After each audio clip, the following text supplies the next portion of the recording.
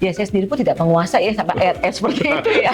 Jadi sebenarnya kalau kita bicara wording gitu ya, kita cari yang umum-umum aja, yang gampang dicerna. Yang buat saya selalu bicara mengenai kenapa syariah itu adalah produk yang sangat baik sekali gitu kan. Karena ada prinsip tolong menolongnya. Jadi kalau ini yang sebenarnya kalau menurut saya itu hal yang menyentuh ya buat kaum muslim gitu kan. Mereka justru melihatnya in the other way around.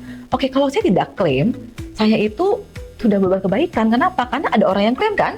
Karena kan sifatnya kan resharing kan, berbagi resiko. Jadi buat mereka-mereka yang tidak klaim, mereka merasa mereka sudah berbagian untuk menolong orang-orang yang klaim gitu. Dan itu sebuah kebaikan gitu kan. Ini keren banget ya, the beauty of syariah. Jadi ada dua, pertama manfaatnya, terus yang kedua adalah tolong menolongnya, the beauty of syariah. Oh ini keren banget Ibu Mili. Boleh nanti saya copas ya, gitu, the beauty of syariah ya. Gitu.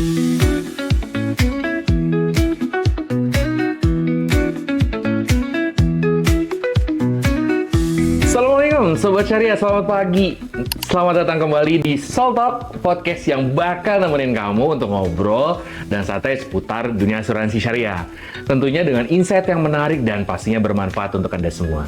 Dan hari ini saya dengan Ridwan senang sekali bisa menemani Sobat Syariah, dan pastinya kita hari ini sudah kedatangan seorang speaker spesial yang gak main-main loh pencapaiannya dalam 3 bulan 9 hari. Langsung tembus predikat COT. Wah, langsung saja kita sapa di sini yang sudah hadir di sini, Bu Mili. Apa kabar? Halo, kabar luar biasa, Mas Ridwan. Boleh sapa ke teman-teman semua yang hadir di sana. Halo semua Sobat Syariah semuanya. Senang banget bisa sharing di Soul Talk podcast hari ini. Thank you Bu Mili ya untuk hadir di sesi kali ini. Ini buat kami ini suatu kehormatan loh.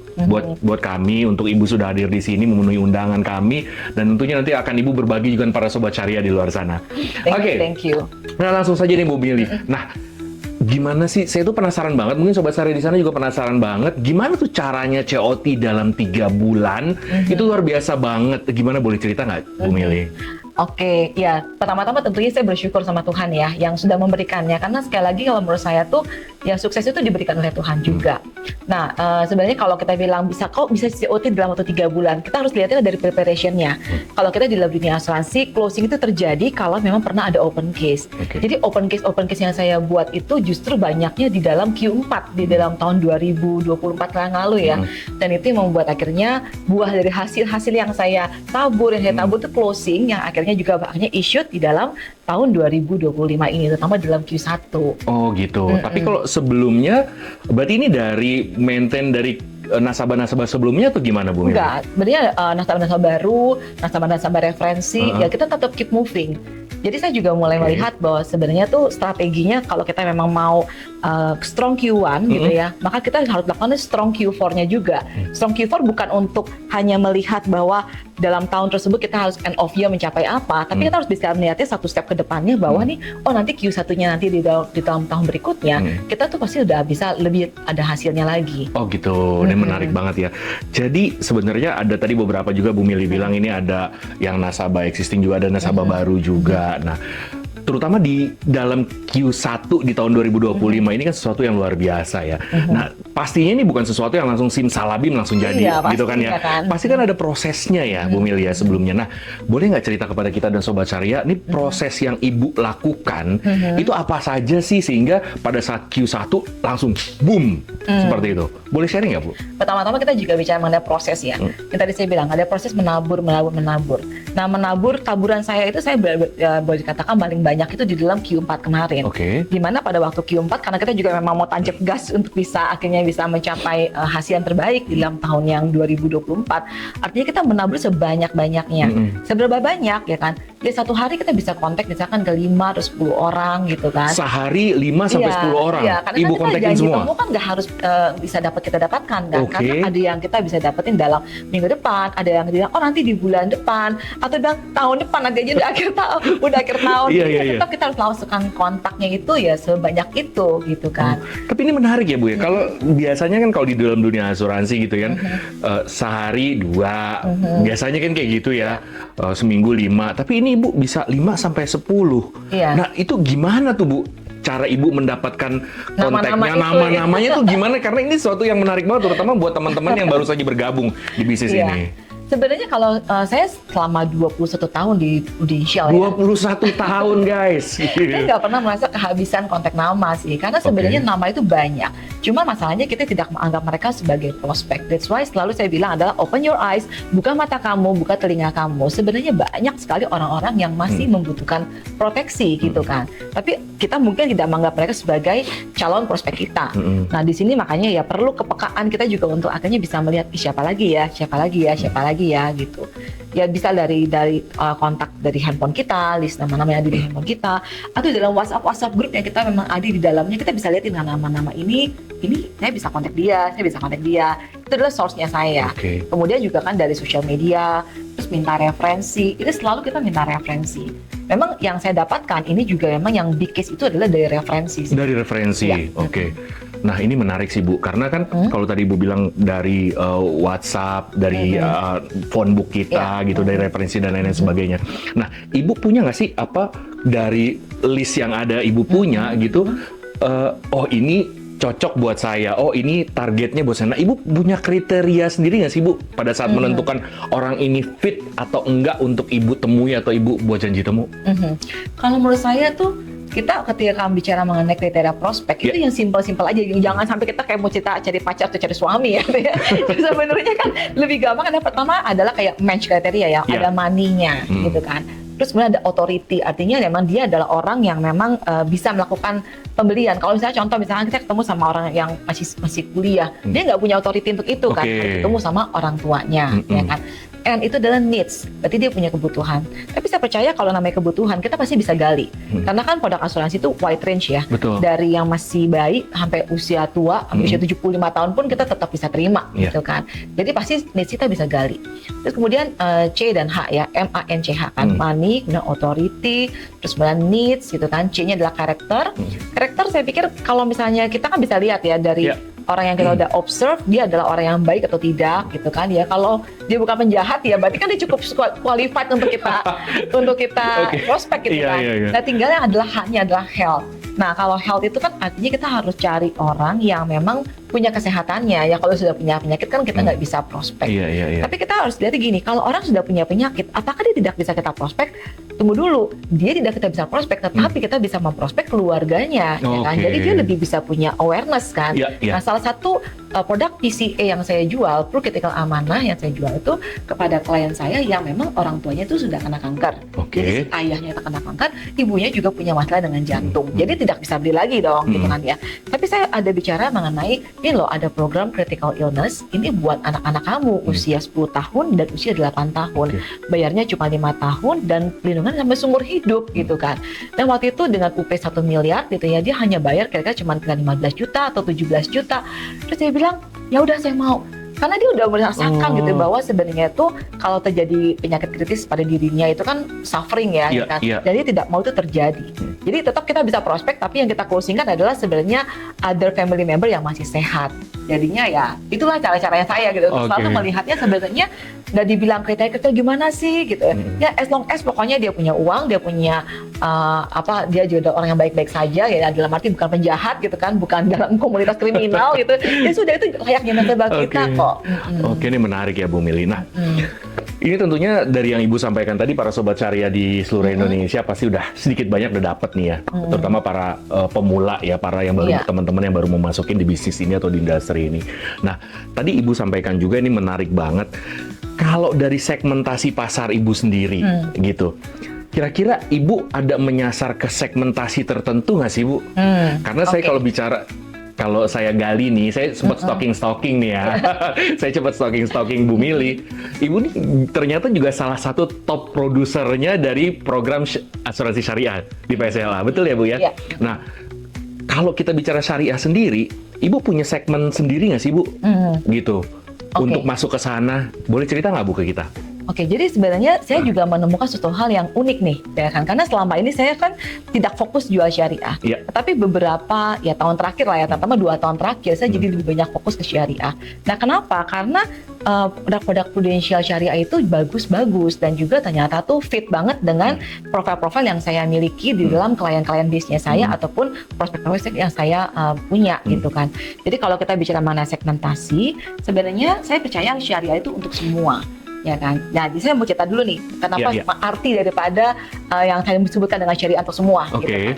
Jadi klien saya yang saya bilang saya big case ini, saya sebenarnya sudah dapat referensi ini 3 tahun yang lalu pada waktu pandemic time. Kita masih ingat ya, pandemic time itu kan waktu itu ya semua orang tuh ya vulnerable lah ya, kondisinya tuh merasa kayaknya wah gue jadi butuh asuransi nih gitu kan. Jadi merasa semuanya butuh pada saat itu ya. Jadi akhirnya saya dapatkan dia dan dia bilang dia butuh asuransi. Saat itu. Nah, saat itu. Cuma saya tidak bisa closing gitu. Kenapa? Karena produk Pru Syariah pada waktu itu hanya adanya tuh Pru Cinta. Nah, Pru Cinta itu dia usia 35 tahun. Kalau 20 tahun cuma 55 doang. Nah, itu kan kendala banget kayak itu. Kurang ya dari usia. Ada nggak yang seumur hidup? Nggak ada. Wah gitu kan. Adanya yang lain yang memang konvensional. Jadi pada waktu itu 3 tahun yang lalu saya ketemu sama dia tuh nggak tembus, nggak closing. Dia bilang harus yang syariah. Dia bilang begitu. Karena memang dia itu memang orang yang memang punya apa ya namanya, mungkin punya keyakinan agama yang memang sangat-sangat diyakini bahwa kalau harus asuransi itu ya yang harus syariah. Oh berarti ini marketnya ibu justru yang dari yang muslim ya Bu? Iya memang, iya. Wow, Nah lalu kemudian ya 3 tahun kemudian kan 2024 nih saya ketemu dia lagi gitu kan, dan dia masih belum punya policy asuransinya. Dan saya bilang sama dia bahwa saat ini kita punya produk-produk yang bisa sampai jangka panjang. Ini dari orang yang sama 3 tahun yang lalu. Orang yang sama ya. 3 tahun yang lalu loh guys. Usia 38 ya. Dia masih 38 ya. Dia 38. Sekarang produknya itu adalah Pru Anugerah Syariah.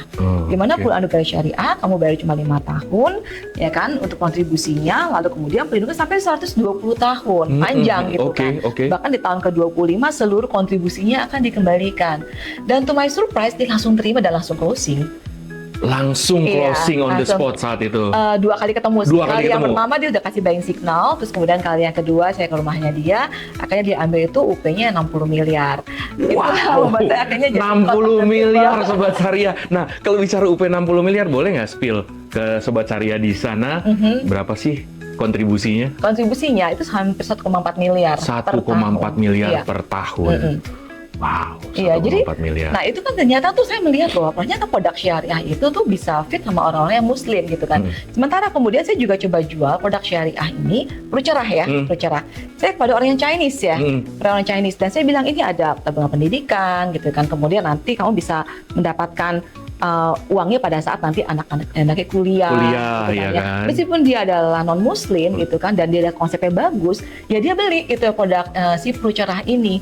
Nah jadi saya melihat bahwa sebenarnya dengan produk-produk syariah saya malah bisa punya market yang lebih luas kepada non muslim juga ngena gitu kan ya.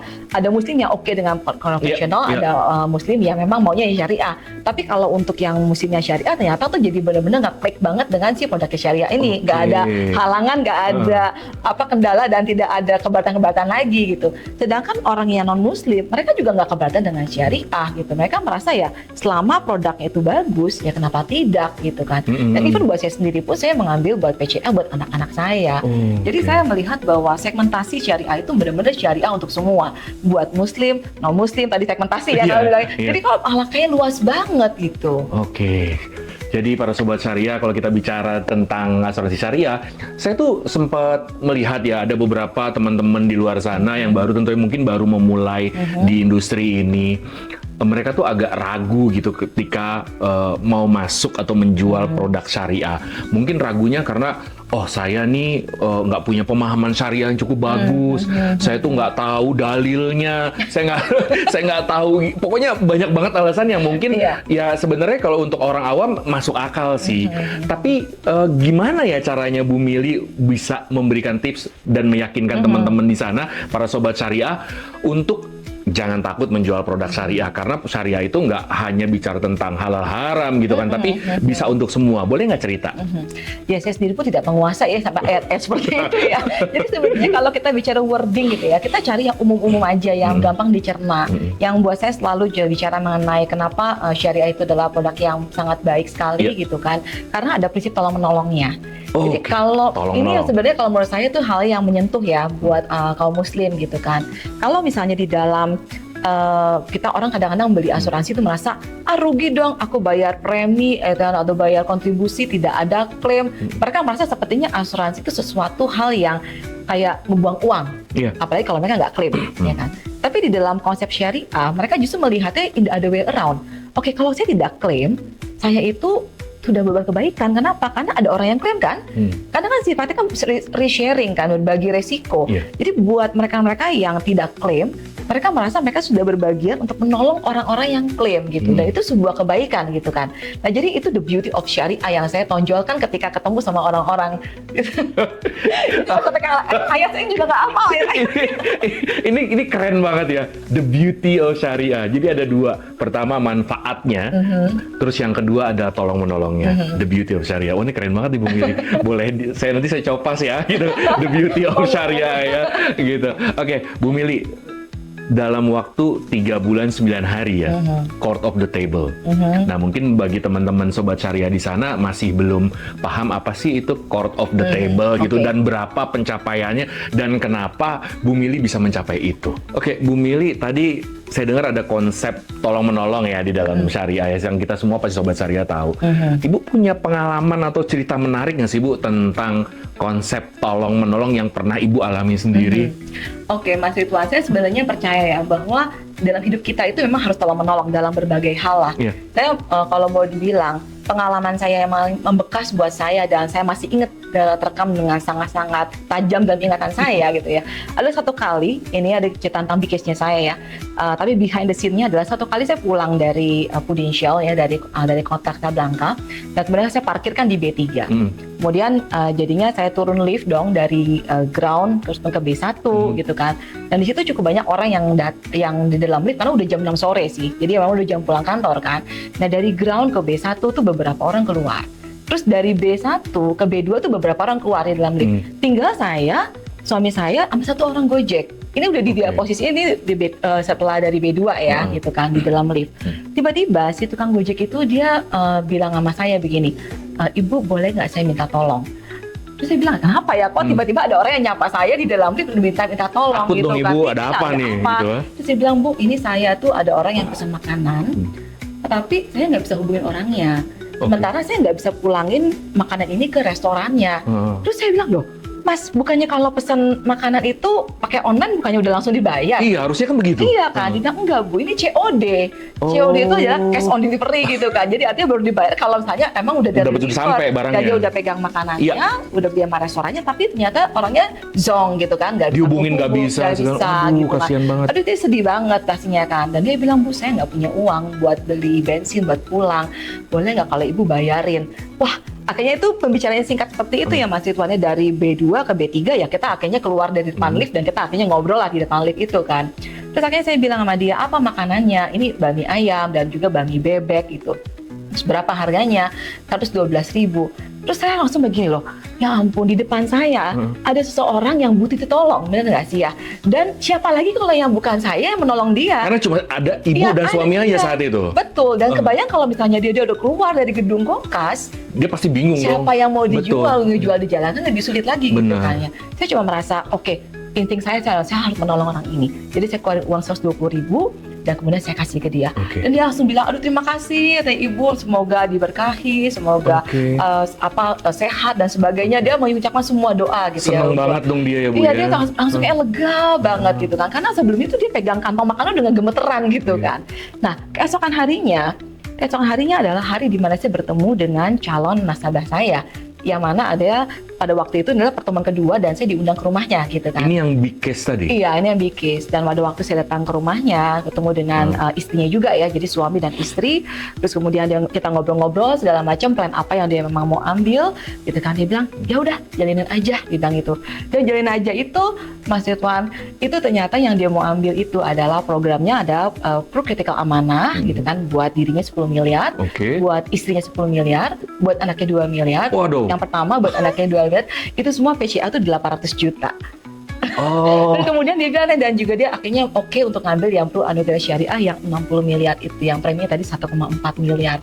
Berarti jadi totalnya? Ya memang 2,2 miliar sih jadinya. Jadi saya merasa, wah, ketika dia bilang katanya, ya udah jalin aja programnya, saya waktu isi SP aja kayaknya saya merasa saya gemeteran gitu loh ya. Kalau kemarin saya lihat di abang Gojek itu gemeteran pegang kantong makanan. Sekarang berbalik ke ibu. Saya jadi gemeteran gitu kayaknya. Saya merasa ya kemarin malam itu saya tuh merasa saya itu menolong orang gitu kan. Tetapi hari ini saya merasa saya lah si tukang Gojek itu yang ditolong gitu loh sama si klien saya ini. Jadi saya selalu percaya yang namanya prinsip kebaikan ya pada waktu kita saling tolong menolong. Tapi di satu sisi yang lain saya juga melihat bahwa yang saya berikan kepada klien saya ini ya disediakan closing untuk PCA-nya 10 miliar ya kan, isinya 10 miliar. Ya kalau kemudian buat diri sendiri juga 60 miliar untuk perusahaan negara syariah, artinya saya juga sudah menolong dia bisa punya sebuah proteksi yang besar, yang signifikan, yang juga akan berdampak pada waktu nanti auto claim juga. Jadi ya sebenarnya kehidupan kita adalah kehidupan tolong menolong sebenarnya, yang sesuai dengan prinsip syariah ya. Saya dengar ceritanya nih sampai merinding ya Bu Mil ya. Jadi memang apa yang Tuhan kasih buat kita itu kita memberi buat orang lain, kita menolong orang lain. Tanpa kita sadari itu langsung berbalik ke kita. Sesuai dengan prinsip syariah ya, tolong menolong ya Bu Mili.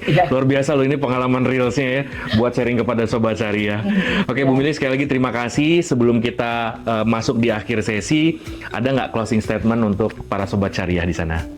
Ya, buat Sobat Syariah yang ingin bergabung dan juga ingin menjalankan untuk industri syariah ya, terutama juga untuk bisnis syariah di Pudin Syariah, jangan ragu-ragu gitu kan, karena sebenarnya kita tuh memiliki sebuah produk yang sangat beautiful.